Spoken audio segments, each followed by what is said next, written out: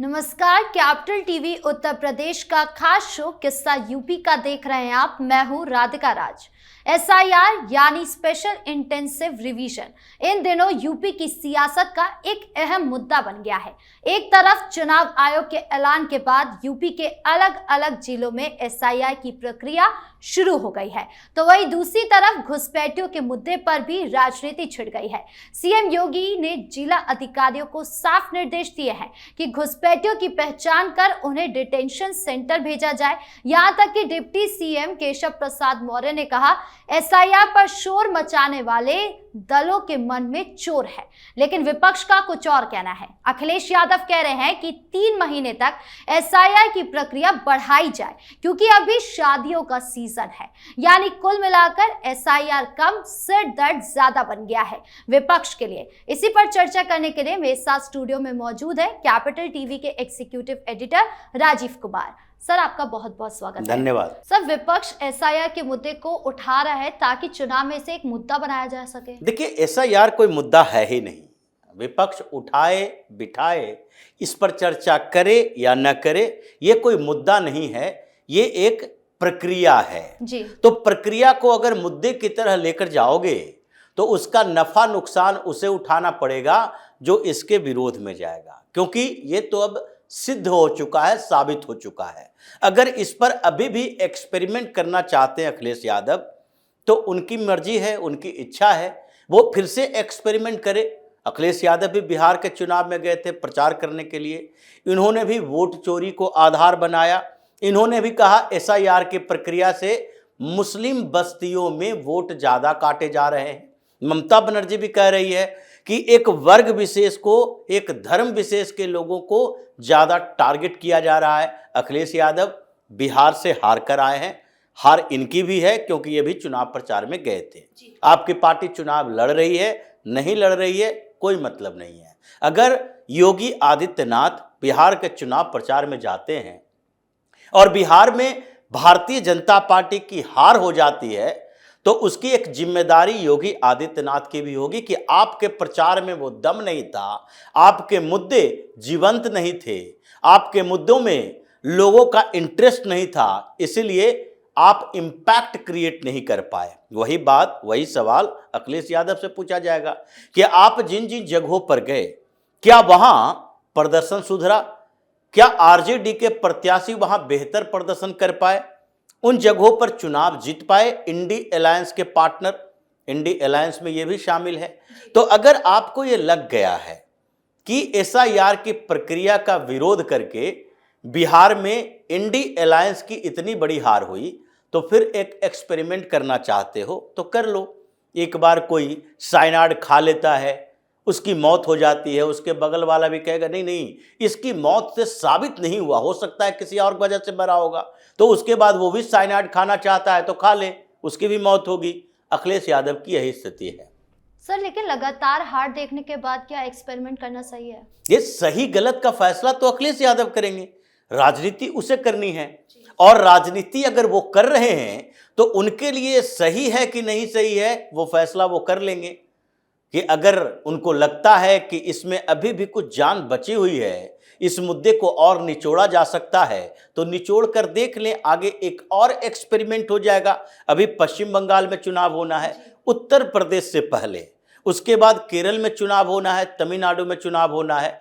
पश्चिम बंगाल में चुनाव में ये पता चल जाएगा कि एसआईआर का मुद्दा कितना प्रभावी होता है, घुसपैठिया का मुद्दा कितना प्रभावी होता है। ये भारतीय जनता पार्टी और टीएमसी के बीच का टकराव है। वहां ये भी समस्या है कि वहां के मुसलमान क्या चाहते हैं और पश्चिम बंगाल का हिंदू क्या चाहता है। ये अभी और एक्सपेरिमेंट हो जाएगा। लेकिन उत्तर प्रदेश में समस्या कुछ और है।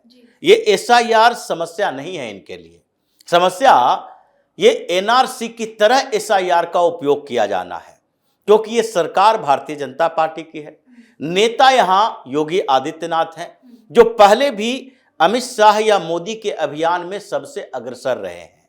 ये एनआरसी की जो बात की जा रही थी, जिसका विरोध इन लोगों ने किया सीएए के लेकर, सीए के खिलाफ जब विरोध कर रहे थे, प्रदर्शन कर रहे थे, दंगे कर रहे थे, तो उस समय बार बार इनका कहना था कि ये एनआरसी है, एनआरसी लागू किया जाना है जिससे मुसलमानों की नागरिकता चली जाएगी। अब नागरिकता साबित करो। अब जो एसआईआर की प्रक्रिया चल रही है उसमें एक आधार होता है कि अगर आप भारत के नागरिक नहीं हो तो आपको वोट देने का अधिकार नहीं होगा, क्योंकि प्राथमिक जो भी माना जाता है स्टैंडर्ड, अगर इस पूरे प्रक्रिया लोकतांत्रिक व्यवस्था में एक आधार है जो है भारत की नागरिकता, जिसके कारण वोट दिया जा सकता है। दूसरा आधार है 18 साल से ऊपर के उम्र। इसके अलावा जितने डॉक्यूमेंटेशन है, आप पढ़े लिखे हो कि नहीं, मैट्रिक पास हो, इंटर पास हो कि नहीं, अंगूठा छाप हो, कोई फर्क नहीं पड़ता, लेकिन ये दो स्टैंडर्ड, ये दो आधार आपके पास होना चाहिए। अब उत्तर प्रदेश में एसआईआर की प्रक्रिया चल रही है।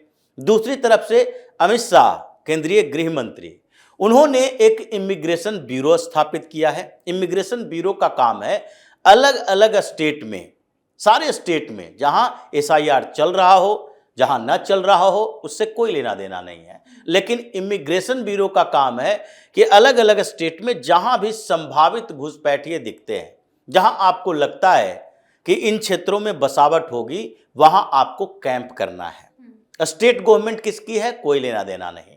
अगर स्टेट गवर्नमेंट बीजेपी की है तो आपको बेहतर कॉपरेशन मिलेगा। अगर स्टेट में गवर्नमेंट विपक्ष की पार्टियों की है, जैसे पश्चिम बंगाल में चल रहा है कि वहां के कर्मचारी और वहां के अधिकारियों के बीच तालमेल नहीं है, 80,000 बीएलओ वहां है और उसमें ये आरोप लगा रहे हैं कि देखिए हमारे अधिकारी हमको जनरल ड्यूटी से रिलीज नहीं कर रहे हैं। मतलब अगर वहां कोई टीचर है तो उसके अधिकारी जो डिस्ट्रिक्ट एजुकेशन ऑफिसर है वो कहता है नहीं नहीं आपको विद्यालय आना पड़ेगा, तो हम विद्यालय जाएं या सर्वे करवाएं। तो इसलिए चुनाव आयोग से शिकायत की है कि नहीं नहीं इन लोगों ने हम पर प्रेशर डाल रखा है और अगर हम चुनाव ड्यूटी में हैं तो हमको सिर्फ यही काम करना चाहिए, वहां कॉपरेशन नहीं मिलेगा। तो इसलिए अमित शाह ने कहा कि जब स्टेट गवर्नमेंट से कॉपरेशन नहीं मिलेगा तो आप बियॉन्ड द गवर्नमेंट जाइए, वहां पर आपको स्टेट अथॉरिटी से सहमति नहीं लेना है, आप अपना काम कीजिए, दिमाग कीजिए, डिमार्केशन होना चाहिए कि इन जगहों पर, इन क्षेत्रों में ऐसे संभावना है कि घुसपैठिए ज्यादा हैं। उसके बाद फिर आप स्टेट मिशनरी ना हो तो फिर सेंट्रल गवर्नमेंट के मशीनरी का उपयोग कीजिए और फिर उसके बाद तीसरे लेवल पर इन लोगों की पहचान करने के बाद डिटेंशन कैंप में डालिए। अब ये पूरी प्रक्रिया जो चल रही है उसमें योगी आदित्यनाथ का अभियान चला जी। उन्होंने एसआईआर के साथ साथ कहा सिमुल्टेनियसली एसआईआर तो चल ही रहा है, उसके समानांतर एक और प्रक्रिया चल रही है और इसमें डिटेंशन कैंप की जरूरत है, क्योंकि अगर 10 लोगों की भी पहचान होती है और सामान्य जेलों में हम इसे रखते हैं तो बार बार जो कोर्ट लाने ले जाने में समस्या होगी, उनकी पहचान करनी पड़ेगी, जनरल कैदियों के साथ वो घुल मिल जाएंगे, फिर एक नई प्रोसेस शुरू हो जाती है। इसलिए अगर घुसपैठिए हैं यानी कि विदेशी कोई है तो उसके लेकर ये जरूरी है कि हमें डिटेंशन कैंप बनाना पड़ेगा और इसलिए उन्होंने सारे डीएम को आदेश दिए कि जितने डिस्ट्रिक्ट हैं, 75 डिस्ट्रिक्ट है, 75 डिस्ट्रिक्ट में आप एक एक डिटेंशन कैंप बनाओ, उसकी संख्या के आधार पर उसका आकार होगा। ऐसा नहीं डिटेंशन कैंप का मतलब ये समझ लें कि ये बाढ़ बंदी हो गई, 2 एकड़ में डिटेंशन कैंप बना हुआ है। जहां जैसी स्थिति है, चूंकि उत्तर प्रदेश में नोएडा, ग्रेटर नोएडा, गाजियाबाद, ये जो शहरी इलाके हैं, इन शहरी इलाकों में जो एनसीआर कहलाता है, तो दिल्ली से भागकर यहां भी आते हैं, यहां से भागकर दिल्ली जाता है। इन जगहों पर रोहिंग्या और बांग्लादेशियों की संख्या ज्यादा है जो झुग्गियों में रहता है। जितने बड़े बड़े सोसाइटी बने हुए हैं उन सोसाइटी के आसपास की बस्तियों में ये रहता है, कूड़ा बीनने का काम और साथ में ये जो घर में घरेलू काम भी ये लोग करते हैं और इसके लिए इन लोगों को शरण मिला हुआ है। तो इसलिए इन जगहों पर थोड़ा बड़ा डिटेंशन कैंप बनाओ। उसके बाद जो मिडिल लेवल के टाउन है, लखनऊ है, प्रयागराज है, मुरादाबाद है, अलग अलग जगहों पर आप ये निर्धारित करो कि हमको कितना चाहिए, उसी के अकॉर्डिंग एक बिल्डिंग तैयार करो जो पहले से बिल्डिंग है किसी बिल्डिंग में को खाली करवाओ और वहां पर 200, 500, 1000 के लोगों को रहने की व्यवस्था करो जहां सुरक्षा पुख्ता हो सके। यानी कि 75 डिटेंशन कैंप तैयार करने का योगी ने आदेश दे दिया। अब इन लोगों की समस्या यह है कि जैसे ही ये खबर आएगी 10 ही घुसपैठिए पकड़े गए, 50 घुसपैठिए पकड़े गए, लेकिन ये तो तय है कि जितने पकड़े जाएंगे वो ज्यादातर 90% की बात कर रहे हैं, 90% मुस्लिम होगा और वो रोहिंग्या और बांग्लादेशी होगा। 10% यहां पर दूसरे जगह के लोग हैं।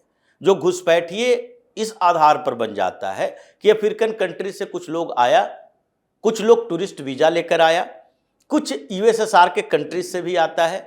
ये टूरिस्ट वीजा लेकर आता है, वीजा एक्सपायर हो जाता है, फिर भी यहां छिपा रहता है। तो ये जो ड्रग्स का रैकेट चला रहा है अफ्रीकन कंट्री के कई जगहों के, जो सोमालिया का, युगांडा का, इन जगहों से भी आकर यहां बसा हुआ है, उन लोगों को भी पकड़ा जाएगा। लेकिन चूंकि वो इलीगल तरीके से घुसा नहीं, वो इलीगल तरीके से रह रहा है। घुसने के लिए लीगल डॉक्यूमेंट उसके पास था, लेकिन उसका डेट एक्सपायर कर गया, वीजा खत्म हो गया, लेकिन उसके बाद भी यहां टिका हुआ है। उसको सीधा डिपोर्ट किया जाएगा उसके देश में। जैसे अमेरिका ने अपने यहां रह रहे कई लोगों को डिपोर्ट किया, जिसके पास आने का तो वीजा था लेकिन लौटने से पहले एक्सपायर हो चुका, इलीगल तरीके से वहां रह रहे थे। ये लोग तो ऐसे हैं जो इसका आना ही इलीगल है, इसके पास कोई वैलिड डॉक्यूमेंट ही नहीं है कि बांग्लादेश से हम वीजा बनवा के, वो उसका पासपोर्ट हमारे पास था तो हम 15 दिन की वीजा पर भारत आए। ये इलीगल तरीके से आया ही, म्यांमार से भागा हुआ रोहिंग्या, इसको एंट्री पर बैन लगी थी। राजनाथ सिंह उस समय गृह मंत्री हुआ करते थे, इनसे पूछा गया था और कांग्रेस ने सवाल उठाया कि क्यों नहीं हमें उसे शरणार्थी बनाना चाहिए, जबकि म्यांमार में इतना भगदड़ मची हुई है, आग जलाए जा रहे हैं और जितने भी म्यांमार की फौज है वो बौद्धों के साथ खड़ी है, मुसलमानों को भगा रही है। उन्होंने सीधे तौर पर मना कर दिया था कि इतने अरब देश हैं, इतने मुस्लिम कंट्री हैं, वहां जाकर शरण ले सकते हैं। बांग्लादेश में बड़ा सा डिटेंशन कैंप बना, उसके बाद वहां पर एक नया कैंप बना, रोहिंग्या कैंप। आज भी वहां की स्थिति खराब है। वहां से बांग्लादेश से होता हुआ फिर ये भारत में चला आता है। ये म्यांमार से डायरेक्ट नहीं आता, ये बांग्लादेश गया, वहां का रोहिंग्या कैंप पे रहा और उसके बाद देखा कि यहां से भारत जाना आसान है, ये इलीगल तरीके से घुस गया। तो ये डिटेंशन कैंप में जैसे ही ये चीजें होगी कि इतने मुसलमान पकड़े गए, ये अखिलेश यादव के लिए समस्या बढ़ेगी, क्योंकि उसके प्रति, इन लोगों के प्रति हिंदुओं के अंदर ये रहेगा कि ये हमारे यहाँ जबरदस्ती कब्जा करके रखे हुए है, यहाँ रह रहा है और अखिलेश इसका प्रोटेक्टर यानी सुरक्षा देने वाला बना हुआ है, संरक्षक बना हुआ है, इसलिए परेशानी है। ये 3 महीना बढ़ा दो, ये शादी का सीजन चल रहा है, तो शादी का सीजन क्या, उत्तर प्रदेश के लोग अमेरिका में जाकर शादी करते हैं, शादी यहीं करते। अब यही शादी से एक घर से दूसरे घर में गए, एक जगह से दूसरे जगह बारात गए, फिर लौट कर आ गए। अगर वो घरों में रह रहे हैं तो उस जगह पर सर्वे की टीम जाएगी, तो क्या उनके पास कोई डॉक्यूमेंट्स नहीं है? ऐसा क्या है कि 1 महीने तक शादी के लिए सब लोग उत्तर प्रदेश छोड़कर चला गया है? यही आधार बनाया गया तमिलनाडु में कि देखिए क्रिसमस का सीजन है, यहाँ छुट्टियां हैं, पोंगल मनाया जाने वाला है, पर्व त्योहार है। तो पर्व त्योहार तमिलनाडु के लोग अमेरिका जाकर नहीं मना रहे, वो उसका स्थानीय पर्व है जो स्थानीय लेवल पर मनाए जाएंगे। अब जो क्रिश्चियन अपने आप को मानता ही है कि अमेरिका यूरोप में जाकर हम क्रिसमस मनाएं, उन लोगों को यहाँ का वोटर बने या ना बने कोई फर्क नहीं पड़ता। तो ऐसी स्थिति उत्तर प्रदेश में है कि अखिलेश यादव के लिए गले की फांस बन गई है। एसआईआर चलता रहेगा, इस पर ये जितना ज्यादा बोलेंगे उतना ही और दलदल में फंसेंगे, हाथ पार चलाएंगे, नीचे घुसते जाएंगे।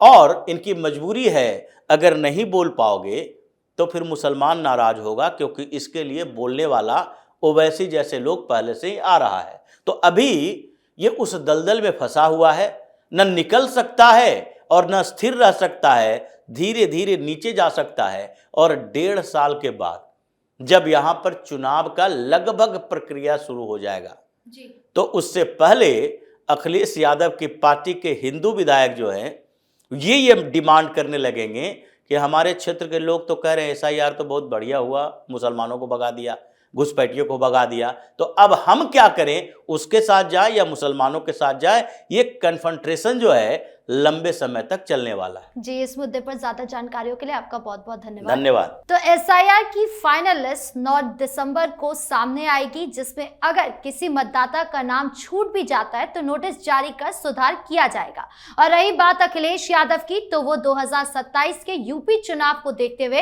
एसआईआर का मुद्दा उठा रहे हैं, लेकिन ऐसा ना हो कि वो मुद्दा ही उठाते रह जाए और वोट काम करने वाली पार्टी को मिल जाए, जैसा बिहार विधानसभा चुनाव में देखने को मिला। तो फिलहाल इस खास शो में इतना ही। कैसा लगा वीडियो कमेंट बॉक्स में जरूर बताएं। वीडियो को लाइक करें, शेयर करें और चैनल को सब्सक्राइब करना ना भूलें। धन्यवाद।